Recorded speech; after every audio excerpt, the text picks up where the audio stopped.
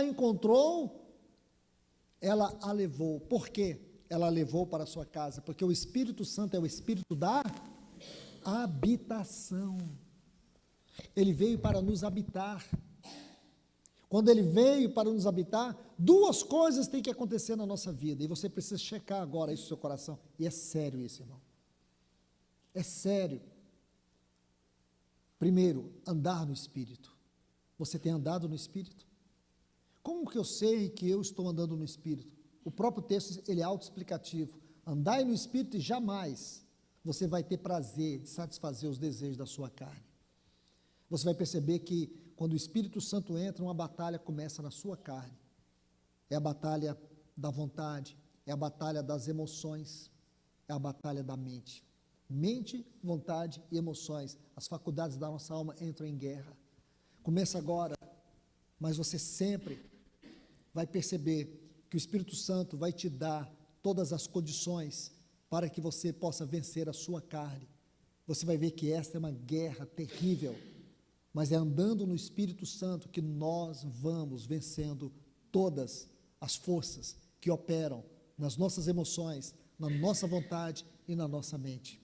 Andar no Espírito. E o segundo está em Efésios capítulo 5, 18.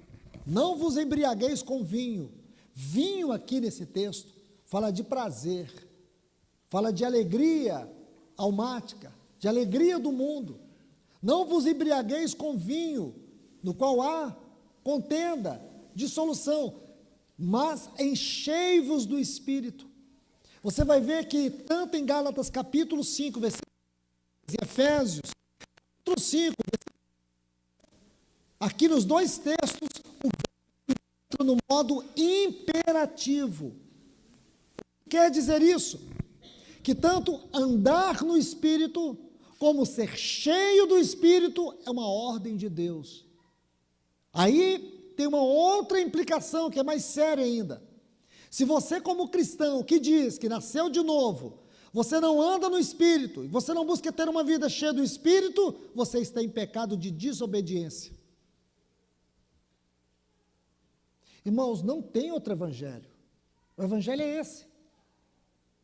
Se você encontrar outro evangelho, é anátema. É isso que a Bíblia diz. Essa é a maneira hermenêutica, essa é a maneira de nós aplicarmos a Bíblia à nossa vida. Andar no Espírito e ser cheio do Espírito. Então você vai ver que ali começa. E Eliezer, ele vai falando de Isaac, ele vai dando para ela tudo aquilo que era de Isaac.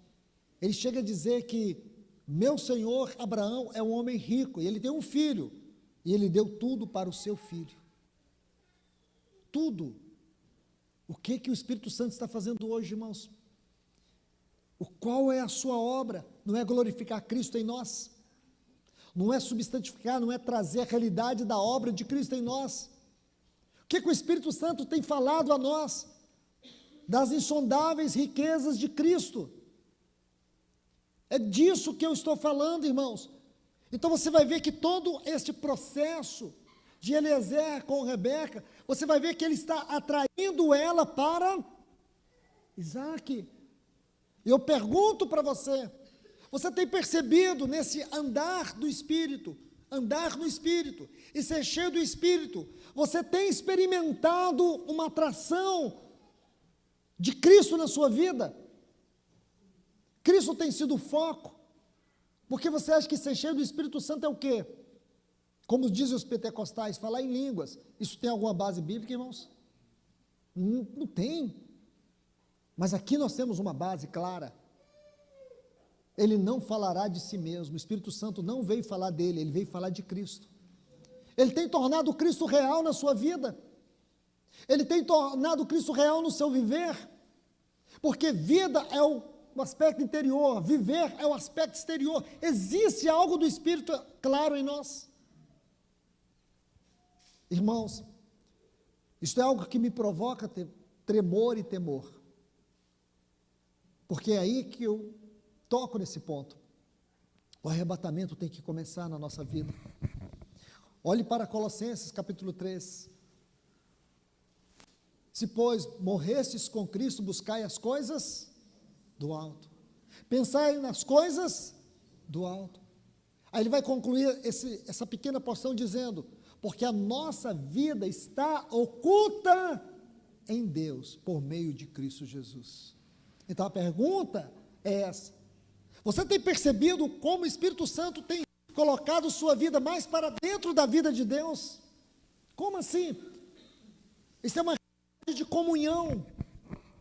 Você tem percebido isso?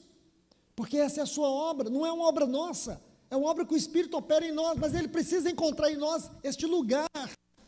O que aconteceu na beira daquele poço no capítulo 24? O Espírito Santo encontrou a noiva. E a pergunta é: o Espírito Santo tem nos encontrado? Ele tem encontrado em você o coração da noiva, daquela que tem a disposição de amar, de entregar, de deixar tudo por causa dele, e não uma geração hedonista, narcisista, que tem sido essa geração hoje, e muitos cristãos estão sendo tomados por isso: narcisismo, hedonismo, a busca pela satisfação pessoal. Satanás está usando todos esses artifícios para nos roubar de Cristo, e o Espírito Santo está usando todos esses mecanismos que nós temos da palavra para nos atrair a Ele. Quem está ganhando o seu coração hoje? Quem está ganhando? O Espírito está ganhando, ou o espírito do anticristo está roubando você de Cristo? Aonde estão os seus afetos? Aonde estão os seus afetos? Essa é uma pergunta muito importante para nós respondermos aos pés do Senhor. Aonde? Eu vejo aqui tantos jovens. Imagine o que Satanás tem pintado este mundo de uma maneira tão terrível para destruir a vida deles. Nunca, os adolescentes que estão aqui, os jovens que estão aqui, nunca o mundo foi pintado de tal maneira para destruir a mente dos nossos jovens. Digo isso para vocês. Nunca.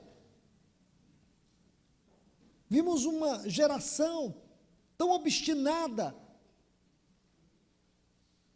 pela glória pessoal, pelo prazer pessoal. E hoje a gente vê como que o inimigo tem usado isso. Mas aonde os nossos jovens vão poder encontrar esse refúgio para as suas emoções, para que eles possam verdadeiramente servir a Deus, se não for num ambiente saudável, de um povo avivado, de uma igreja que ama o Senhor, onde tem um ministério vivo da palavra, onde tem seriedade cristã, onde há uma geração que vive uma esperança real, certa e eterna. Se ficarmos nessa superficialidade, nenhum jovem vai permanecer no nosso meio. Sabe por quê, irmãos? Porque Satanás está oferecendo muito para eles. E a culpa é nossa. A culpa é nossa. A culpa é daqueles que ministram. A culpa é daqueles que estão pregando o evangelho superficial. Um evangelho que não tem adoração, não tem oração, não tem devoção, não tem madrugadas. Muitas vezes nós estamos no púlpito pregando, mas a única coisa que a gente tem é aquele tempo. Aquele tempo, mais a gente joga os prazeres, para assistir o nosso seriado, ou aquela série da Netflix, ou aquele tempo para assistir a partida de futebol do nosso time, que isso é sagrado, ninguém mexe. Eu falo para você, irmão, eu não gastaria um segundo da minha vida ouvindo um pregador que não gasta tempo com Deus. Não gastaria um segundo com um pregador que ele gasta a maior parte do seu tempo vendo filme Netflix, vendo filme cinema, vendo filme, assinando esses trem aí. De verdade, eu sou fraco, viu, irmãos? Eu falei isso é porque eu sou fraco, não é porque eu sou muito espiritual, não, é porque eu sou fraco mesmo. Não gastaria um minuto da minha vida. Se eu souber que aquele irmão que está ali pregando, ele tem lá na casa dele a Netflix, é sagrado, é o ídolo, não gasto um segundo da minha vida. Porque não estamos aqui brincando, irmãos. Aqui é algo sobre Deus e Satanás, céu e inferno, vida e morte, salvação e condenação. O assunto é esse. E se você não tem consciência disso, então arruma alguma coisa para fazer nesse mundo. Não queira usurpar uma função espiritual que não é sua. Não brinque com isso. De verdade.